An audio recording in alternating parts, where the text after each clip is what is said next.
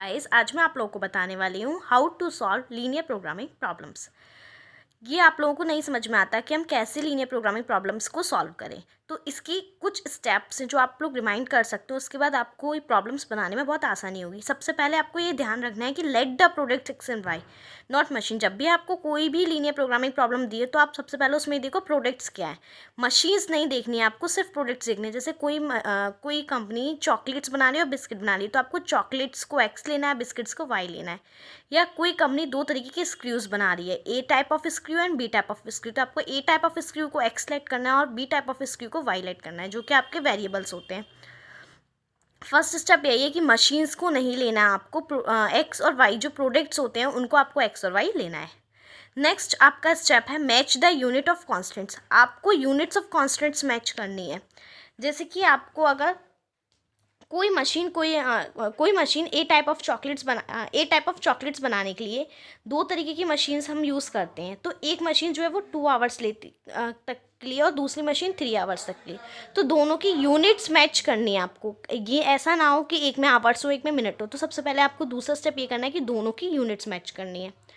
Next जो आपका optimal solution होता है, जैसे आपका मैक्सिमाइजेशन फंक्शन और मिनिमाइजेशन फंक्शन जेड निकलता है, उसमें हम हमेशा प्रॉफिट और लॉस लेते हैं। जैसे कि चॉकलेट से आपको 10 रुपीज़ का प्रॉफिट होता है तो आप जेड इक्वल्स टू 10x लेंगे, और बिस्किट से आपको y रुपीज़ का प्रॉफिट होता है तो आप उसे लेंगे जैसे 20 रुपीज़ का प्रॉफिट होता है तो उसे आप लेंगे 20y। तो यानी कि जो आपका जेड बनेगा, जेड जिससे आप सॉल्यूशन निकालते हैं कि मैक्सिमाइज हो रहा है या मिनिमाइज हो रहा है, वो आपका क्या किससे बनेगा, प्रॉफिट और लॉस से। इसके अलावा किसी से भी आपका जेड नहीं बनता है।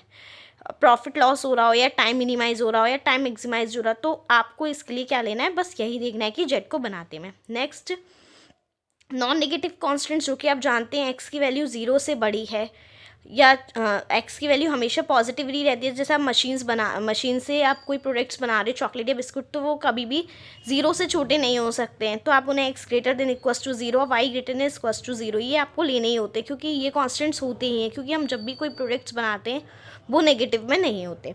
नेक्स्ट आपको साइंस का याद रखना है कि आपसे क्या कहा गया कि मशीन एटमोस्ट वर्क कर रही है, एटलीस्ट वर्क कर रही है या इक्वल वर्क कर रही है। इक्वल तो आता ही नहीं है mostly, at most, at least, no more than, no less than, इस तरीके के आपको वर्ड्स का याद रखना है, क्योंकि इसी के अकॉर्डिंग सिंबल डिसाइड होगा। अगर आपने 5 स्टेप ध्यान में रख लिए तो आपको कोई भी लीनियर प्रोग्रामिंग की प्रॉब्लम्स बनाने में कोई दिक्कत नहीं होगी। जैसे हम मैं कुछ एग्जाम्पल्स से आपको इसको सॉल्व करके बताती हूँ। क्वेश्चन है, a factory make tennis rackets in cricket bats. तो फैक्ट्री क्या बना रही है, टेनिस रैकेट्स और क्रिकेट बैट्स बना रही है। यानी कि मैंने आपको फर्स्ट स्टेप क्या बताया था, मैं प्रोडक्ट्स को लेट करना होता है। तो आप किसको लेट करेंगे, तो आप लेट किसको करेंगे, first tennis bat X and cricket bats Y. आगे बढ़ते हैं, a tennis racket takes 1 hour of a machine time and 3 hours of a craftsman time in its making. मतलब जो टेनिस बैट है उसे दो तरीके की मशीन चाहिए, एक मशीन टाइम चाहिए और एक क्राफ्टमैन चाहिए। तो मैं ऐसे लिख लेती हूँ, product machine time and craftsman time. अब हमारा जो प्रोडक्ट है एक्स है और वाई है। प्रोडक्ट एक्स को मशीन टाइम चाहिए 1.5 आवर्स, मैंने कहा था यूनिट मैच करें, 1.5 आवर्स और 3 आवर्स का क्राफ्टमैन टाइम। जबकि जो क्रिकेट बैट है उसको चाहिए 3 आवर का मशीन टाइम और 1 आवर का क्राफ्टमैन टाइम। यानी कि मशीन के नीचे मशीन का टाइम, क्राफ्टमैन के नीचे क्राफ्टमैन का टाइम, और इसमें भी आवर तो ये भी आवर, ये भी, मतलब आप देख सकते हैं यूनिट मैच कर ली मैंने। नेक्स्ट ये एक डे में फैक्ट्री में not more than 42 hour of machine time available. Not more than 42 hour, not more than, मैं इसको लैंग्वेज में ही लिख ले रही हूँ, नॉट मोर देन 42 आवर। और क्राफ्टमैन के लिए है not more than 24 hour, not more than 24 hour. अब बस क्या करना, हमें दिया है प्रॉफिट जो है वो रैकेट पर होता है 20 और बैक पर होता है 10। ये हमें डिटेल्स दी है, इनको हमने अपनी लैंग्वेज में, मतलब इतनी बड़ी जो प्रॉब्लम थी उसको हमने सॉल्व कर लिया अपने वर्ड्स में। अब बस हमें क्या करना है, इससे इक्वेशंस बनानी है। तो सबसे पहले हम क्या लेंगे, 1.5x प्लस 3y, मशीन के लिए 1.5x 3y एट मोस्ट, मतलब नॉट मोर देन 42 आवर। तो ज़्यादा से ज़्यादा 42 आवर, ये फर्स्ट बन गई। Next 3x 1y 24। Non negative constants, machine जो टेनिस बैट बन रहे हैं उनकी वैल्यू 0 से बड़ी ग्रेटर देन होगी, वाई की भी 0 से ग्रेटर देन होगी।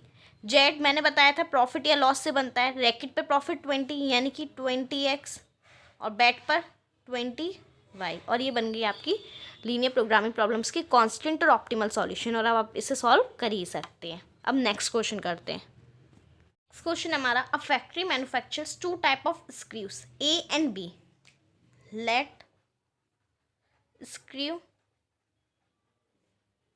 ए एक्स एंड बी वाई। आगे बढ़ते हैं। Each type of screw require the two machines, वही प्रोडक्ट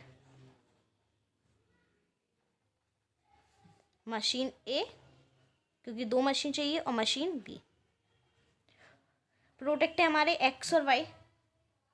ऑटोमेटेड मशीन चाहिए और एक हैंडमेड, इसको MH लिख लेते हैं, handmade. It takes 4 minute on the automatic, automatic पे 4 मिनट लगता है, एंड 6 मिनट हैंड ऑपरेटेड पे। नेक्स्ट दिया है 6 मिनट लगता है वाई वाले स्क्रू को ऑटोमेटेड पे और तय हैंड ऑपरेटेड पे। अब दोनों मशीन्स 4 आवर वर्क करती हैं एट मोस्ट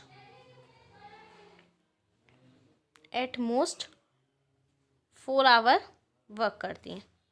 इतना हमें ये डिटेल्स दी हुई है। इसके बाद ये भी लिखा है जो प्रॉफिट है, मैं यहाँ लिख रही हूँ, प्रॉफिट